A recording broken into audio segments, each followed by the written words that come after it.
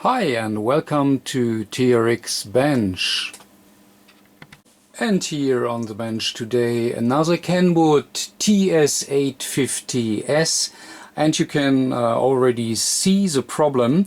So we have a partially dark display, so there is only the S meter seen, but you don't see the frequency display. So that is the problem, and let's see if we can fix it. Alright, we are already in. This radio is known for display problems and for carrier board problems. So here's our carrier board where we have all the leaky capacitors, and that is the same with our display board. So there we have leaky capacitors as well, and that is very much often causing the problem with dark display. And here in this radio the capacitors, so you can see them down here. So this capacitors has already been swapped out. So well, we need to see what really has happened here. So maybe the acid has really eaten the board, so we need to take it apart and then let's see what's going on there on the board. Alright, so this is our front panel, and this here is our digital board with our converter for the CFD. And well, these capacitors here are normally causing problems because they are leaking, but this capacitors has already been replaced, and we can see it here on the board that some work has been done here. So well, but what we now really need to test if there is somewhere a trace which might be already destroyed by the acid, because that is most likely what has happened. So therefore we completely need to take this board here out of the radio, and we really need to inspect it very carefully to see where our problem is. Alright, and here is our board, and you see that this is the third capacitor which has been replaced already, and what you can see down here, that the acid from the leaking old capacitor has really already destroyed here the traces, and the person who tried to fix it had already put some bridges in, so nothing wrong with that. But anyways, somewhere we have definitely a faulty junction, and that is what we really need to find out. Where is the broken junction? And therefore the best is to take the microscope and to go here through all the connections. And additional to that, it is a good idea to take the new capacitors once again out, because this all are through connections on the PCB, and if one of this through connection has failed, then that is the reason why our background illumination won't work. So we really need to check everything, and therefore, yeah, let me take the new capacitors out and let's see if we find the problem. Okay, so the first I want to check is if our inverter and if our lamp here is working good. Additional to that, I want to clean here these contacts for the display, and therefore I have taken it apart. Now I have here simply 8 volt, which is the DC voltage where our converter is driven with. So let me simply put here minus to minus, and let me put my 8 volt here to the input to the inverter, and let's see. Yeah, so we can clearly say that our CFL here is working just fine, so no problem, everything is fine. So there is definitely a problem with the wiring and with, yeah, you know, the PCB where the acid has eaten all the traces, and yeah, that can be very painful, but I hope that we will find where we have our missing junction. Okay, and well, the next step is let us test if our CFL will light up if we connect our 8 volt here from this connector. I mean, this here is the connector where the power supply is delivering all the 8 volt to. So let me check if there is maybe something wrong. So this pin here is ground. Alright, and pin 9 is our plus 8 volt, and have a look. So it is working perfectly. So that means that it is not consequently here our board. Also it is really looking ugly, but it seems that all junctions are there. So that might be that we have a problem with the power supply. I mean with the 8 volt, which needs to be supplied here to our pin 9.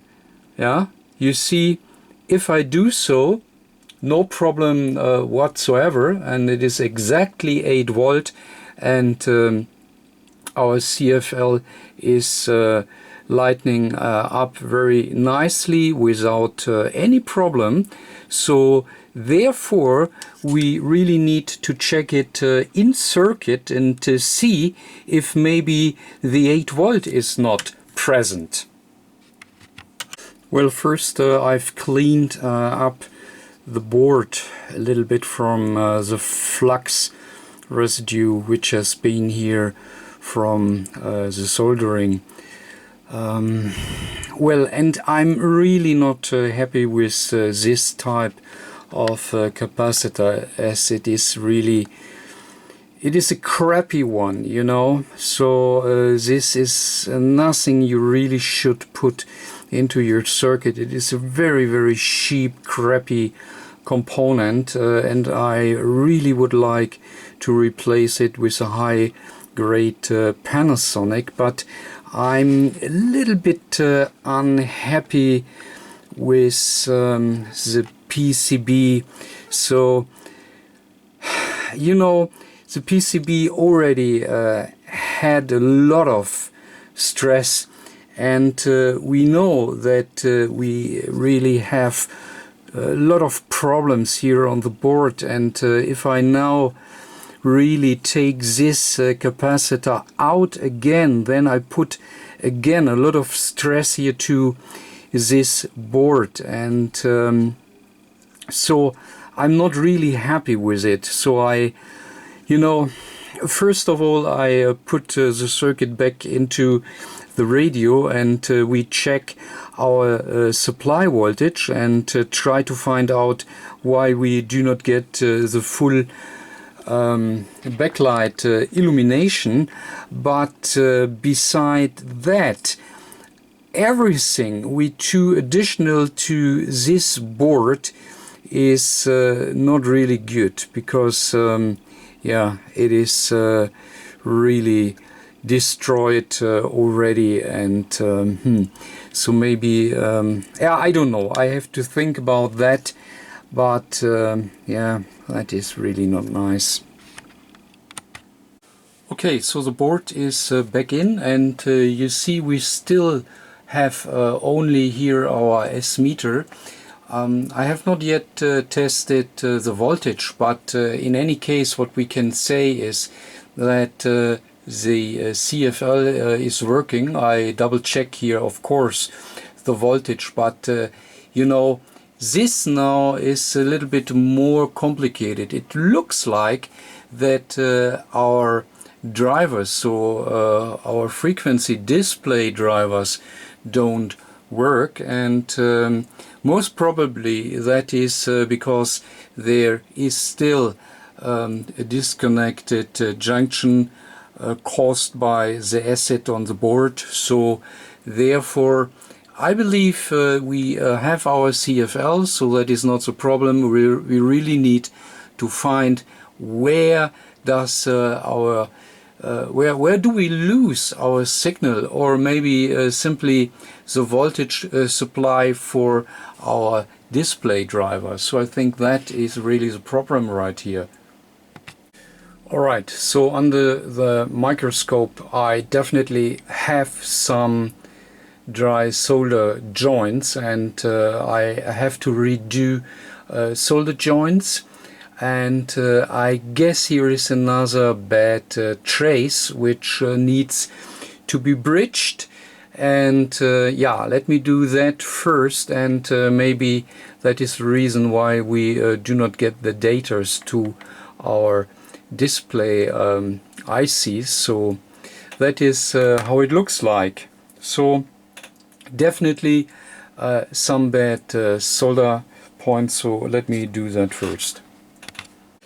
Okay, I have now reflowed a lot of joints here on the board, and well, you know, the problem is the first repair attempt was not really done very good, because the person, whoever did that, did not clean up the acid from the solder points, and he tried to reflow with new solder just over the acid, and that means I really have now the problem to get the solder points free of the new solder and the acid and the old solder which is under it,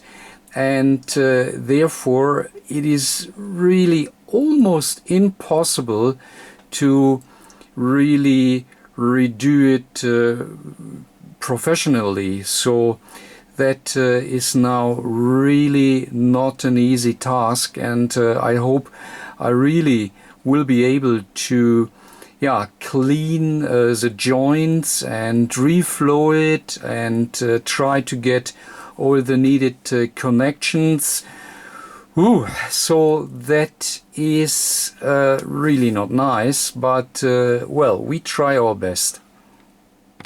Alright, so the board is definitely not ready yet, because there are still so many solder joints which are really bad. But I found some solder joints where I think that could have been caused the problem, and I just wanted to verify if I'm right or not.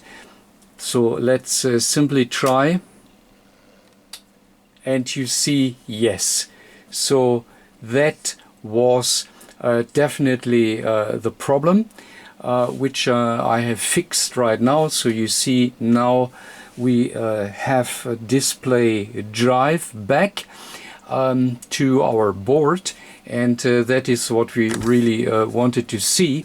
But that does not mean that the board is really completely fixed, and it does not mean that I can guarantee that the fault will not come back, because, you know, I can highly recommend, if you have problems like this, and you are not really familiar with such repairs, so bring it into appropriate radio shop to get the problem fixed, because now with all this solder joints which has been reflowed over the acid, it is even more worse, because I do not really see any problem, because it is now covered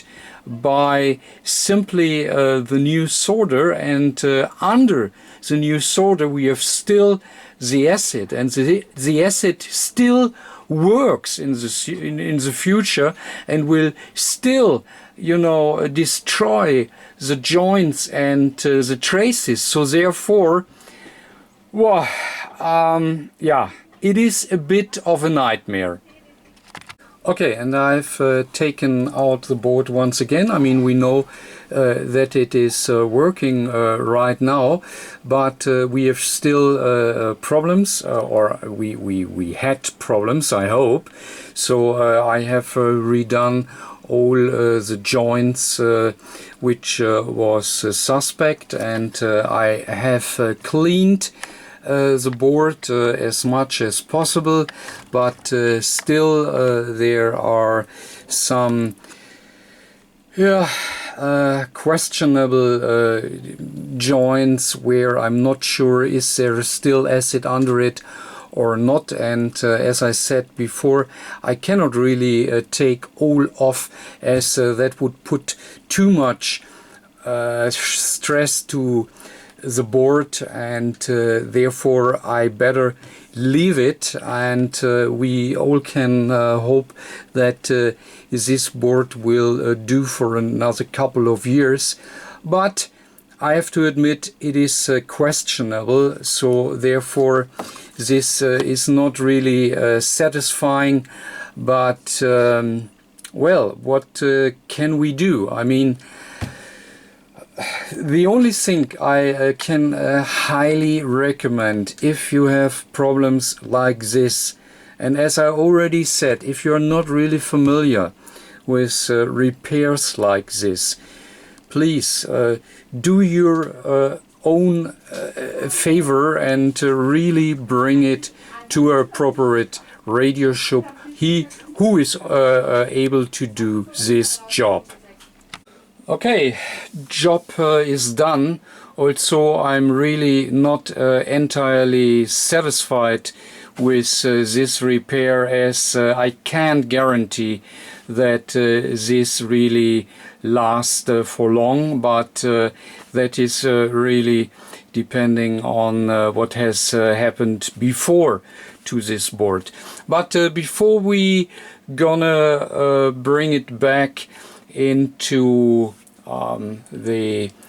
before I put the lid back on, so that is what I wanted to say, we just gonna check here our board, our carrier board, just to make sure that we have not leaking capacitors as well. Here on that board we know that problem.